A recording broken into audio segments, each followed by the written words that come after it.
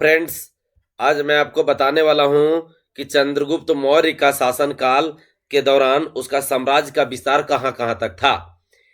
आप लोग को पता होगा कि मौर्य साम्राज्य की स्थापना चंद्रगुप्त मौर्य के द्वारा किया गया और चंद्रगुप्त मौर्य के द्वारा जो किया गया वो नंद वंश के अंतिम शासक धनानंद के हत्या करने के बाद गद्दी प्राप्त किया गया।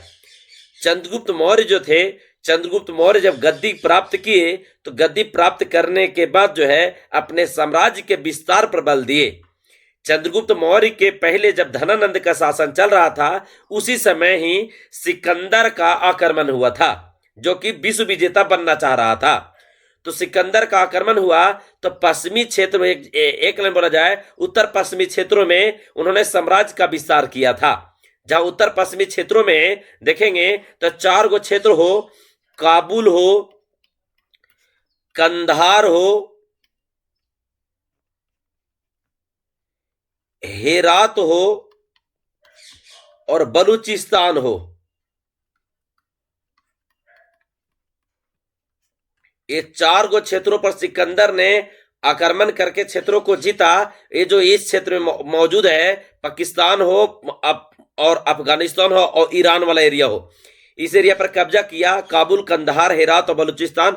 और यहाँ उन्होंने सेल्यूकस निकेटर को गद्दी पर बैठा करके रिटर्न चला गया सिकंदर ने। जब यहां से चला गया, जो कि धनानंद के काल में ऐसा हुआ था। धनानंद के मारने के बाद 323 ईसा पूर्व में मारा और 322 ईसा पूर्व में चंद्रगुप्त मौर्य गद्दी पर बैठे।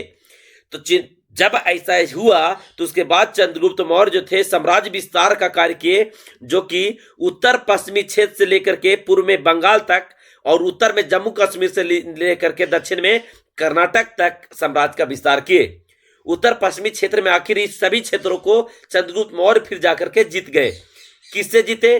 तो सेल्यूकस निकेटर से जाकर के जीते। और सेल्यूकस निकेटर जो थे, उस सेल्यूकस निकेटर, वही सेल्यूकस निकेटर जिसको सिकंदर महान के द्वारा बैठाया गया था। सेल्यूकस निकेटर के साथ चंद्रगुप्त मौर्य युद्ध किया और युद्ध करने के बाद सेल्यूकस निकेटर को पराजित किया और पराजित करने के बाद इन सभी 4 क्षेत्रों पर कब्जा कर लिया। जो कि 4 क्षेत्रों पर जब कब्जा कर लिया और सेल्यूकस निकेटर पराजित हो गया तो दोनों के बीच में एक समझौता हुआ। और समझौता जो हुआ, उस समझौता में यही हुआ था कि चंद्रगुप्त मौर्य जो थे वो 500 हाथी, 500 जो हाथी है उसको सेल्यूकस निकेटर को दिए दान में। और सेल्यूकस निकेटर ये 4 गो क्षेत्रों पर मान्यता दे दिया। एक लाइन में दिया बोला जाए तो 4 क्षेत्र इनको सौंप दिया। और साथ ही साथ सेल्यूकस निकेटर के एक बेटी थी, उसका नाम था हेलेना, और हेलेना का विवाह चंद्रगुप्त मौर्य से कर दिया। तो एक सेंटेंस में बोल रहा हूं जो आपके लिए बिल्कुल ध्यान में रखने की जरूरत है कि चंद्रगुप्त मौर्य उत्तर पश्चिमी क्षेत्रों में जाकर के सेल्यूकस निकेटर के साथ युद्ध किया और युद्ध करने के पश्चात उसको पराजित किया और साथ ही साथ समझौता हुआ। समझौता के साथ ही 4 गो क्षेत्रों को प्राप्त कर लिया। काबुल, कंधार, हेरात और बलूचिस्तान ले लिया सेल्यूकस निकेटर से चंद्रगुप्त मौर्य, और साथ ही साथ उसके बेटी जो थे हेलेना, उससे विवाह भी किया। अब इसको याद कैसे कीजिएगा दोस्तों, इस पर मैं एक गाना गा देता हूं। आप लोग गाना सुने होंगे, जो गाना पर मैं इस कंसेप्ट को सुना दे रहा हूं। सुना ससुर जी अब जिद छोड़ो, मान मेरी बात, हेलेना तो जाएगी चंद्रगुप्त मौर्य के साथ। इस गाना को याद रखिएगा दोस्तों, आपको हमेशा याद रहेगा ये कंसेप्ट को।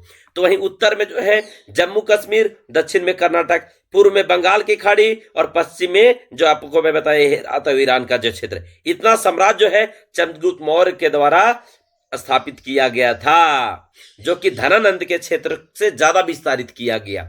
और उसके बाद दक्षिण के क्षेत्र में यही कर्नाटक में एक यहाँ जगह है जिसको बोला जाता है श्रवणबेलगोला।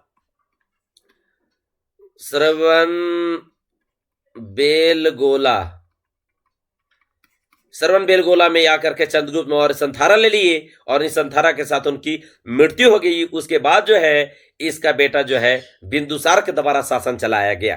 तो वहां से बिंदुसार का काल आता है। तो इस जो साम्राज्य है दोस्तों, इसको याद रखिएगा, एग्जाम में पूछता है, आपके लिए काम करेगा। नेक्स्ट वीडियो फिर मिलूंगा आपको दूसरे कंसेप्ट के साथ।